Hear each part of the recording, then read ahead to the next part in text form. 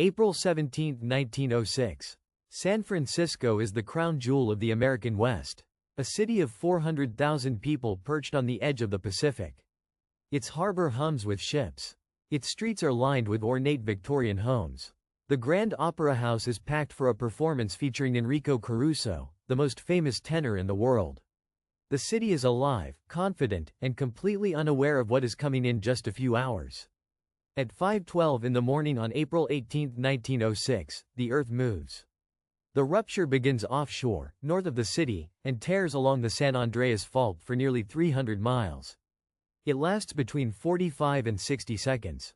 That is not a long time, unless the ground beneath your feet is buckling like a wave. Buildings crack down the middle.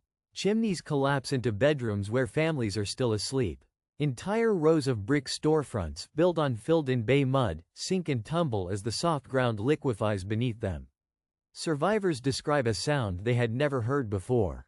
Not a rumble, a roar, like the earth itself was tearing apart at the seams, because it was. City Hall, one of the grandest civic buildings in the country, loses its dome. The steel skeleton stands, stripped bare. The walls fall away in chunks. Jails crack open and prisoners spill into the streets. Hospitals collapse on patients who cannot run. The new post office holds, but little else in the downtown core survives intact. By 5:13, in under 60 seconds, San Francisco has been wounded beyond recognition. And the worst is still to come. The earthquake does not kill most of its victims. The fires do. When the shaking stops, dozens of gas mains across the city have ruptured. Kitchen stoves that were left lit overnight ignite, leaking gas almost immediately. Within 30 minutes of the earthquake, more than 50 separate fires are burning across San Francisco. The water mains that supply the fire department have also been shattered. Hydrants run dry. The firefighters have nothing to fight with. Dennis Sullivan, the city's fire chief, had spent years warning city officials about exactly this scenario. He knew the water system was fragile. He had plans for emergency cisterns. He had begged for funding that never came. On the morning of April 18, Sullivan is asleep at the fire station next to the California Hotel when the quake hits. A chimney from the hotel punches through the ceiling and falls directly onto him. He is carried out critically injured and never regains consciousness. He dies 4 days later, never knowing how badly the city needs him. Without Sullivan and without water, the fires spread without resistance. The wind picks up through the morning and the separate fires begin to merge into one massive conflagration, moving through the city block by block. Residents flee with whatever they can carry. Trunks, bird cages, mattresses dragged through the street on improvised sleds. Photographs show people pushing grand pianos out of burning mansions as if they could outrun what was coming. The fire burns through the first day and into the night. People watch from the hills as the city below glows orange and red. One survivor wrote that it looked like the end of the world, and from where they stood, it was. The army arrives under General Frederick Funston, who has taken command without waiting for orders from Washington. His solution to the fire is the same one used in other great urban fires. Dynamite. Blow up buildings ahead of the fire line and create gaps the flames cannot cross. The problem is that many of the soldiers assigned to this task have no training in demolition. They use too much explosive. They create fires of their own. Historians now believe that Army dynamiting operations actually spread the fire in several neighborhoods rather than stopping it. Entire blocks of homes that might have survived are deliberately destroyed, sometimes with residents still inside who refused to leave. Martial law is never officially declared, but it feels that way on the ground. General Funston's orders are severe. Looters are to be shot on sight. Several people are killed under this order, some of them residents trying to retrieve their own belongings from their own homes.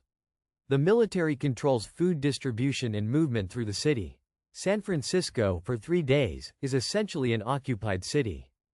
The fires finally burn out on April 21, 3 days after the earthquake. By then, 28,000 buildings are gone. 490 city blocks are ash and rubble. The downtown commercial district, Chinatown, the Mission District, the waterfront. All of it, gone. 225,000 people have nowhere to go. Golden Gate Park becomes a tent city almost overnight. The Panhandle, the meadows, every open space fills with refugees. The military sets up feeding stations. The Red Cross arrives. Nearby cities ship in food and supplies. Oakland, across the bay, takes in thousands of displaced families. The camps are not temporary in the way people hope. Some residents live in park shelters for 2 years. The city sets up more permanent, earthquake cottages, small prefabricated wooden structures, and scatters them across every available open space. More than 5,000 of these cottages are built. A handful survive today, preserved as historical artifacts. A family of 4 in one room, cooking on a single stove, waiting for something that might never come back. San Francisco rebuilds with a speed that shocks the country. City leaders and business owners face a fundamental choice. The damage is so total that some argue the city should simply move. Relocate to Oakland or down the peninsula, somewhere on more stable ground. The railroads, which control enormous amounts of Bay Area land, have financial incentives to see the city shift. Several serious proposals are put forward. The people of San Francisco refuse. Within 3 years, most of the city is rebuilt. It is a remarkable achievement, but it is not clean. The rebuilding is fueled partly by desperation and partly by corruption. Contractors cut corners. Building inspectors are bribed. The city boss Abraham Ruth, who had his fingers in every city contract before the earthquake, keeps those fingers busy during the rebuild. His eventual prosecution and conviction is one of the few bright spots in an otherwise chaotic recovery. But the city rises. By 1909, visitors to San Francisco cannot easily tell that anything happened. The rebuilding erases most of the visible wounds, which means it also erases most of the memory. Today, more than 1 million people live within the city limits of San Francisco. 7 million more live in the broader Bay Area. The skyscrapers downtown sit on the same unstable bay fill that swallowed buildings in 1906. The BART tunnels run beneath the bay. The highways, the bridges, the water lines and gas infrastructure cross fault lines at dozens of points. And the fault that ruptured in 1906 is not the most dangerous one in the region. The Hayward Fault runs directly beneath the East Bay. It passes under the Cal Memorial Stadium at UC Berkeley, under dense residential neighborhoods in Oakland, under highways, under hospitals, under schools. The last major rupture on the Hayward Fault was in 1868, a magnitude 7.0 event that destroyed much of what was then a small town. That was 158 years ago. Geologists say the Hayward Fault generates a major earthquake roughly every 150 to 160 years, on average. The math is not comfortable. The United States Geological Survey has studied this question in depth. Their Uniform California Earthquake Rupture Forecast puts the probability of a magnitude 6.7 or greater earthquake on the Hayward Fault within the next 30 years at roughly 33%. 1 in 3. That is not a distant theoretical risk. That is a near-term planning horizon. A major Hayward Fault rupture today would be catastrophic in a way that 1906 was not. The density of modern development, the concentration of population, the complexity of infrastructure dependencies, all of it creates compounding vulnerabilities that did not exist when San Francisco was a Victorian city of 400,000 people. This is not meant to frighten. It is meant to prepare. The people of San Francisco in 1906 had no warning. No seismological network, no public alert system, no earthquake engineering in their buildings. We have all of those things now. We also have 118 years of hindsight about what happens when a major earthquake hits an unprepared city. Emergency managers recommend 72 hours of supplies as a minimum. Enough food and water for your household. A plan for where to meet if communication goes down. Some knowledge of how to turn off a gas main. These are not exotic preparations.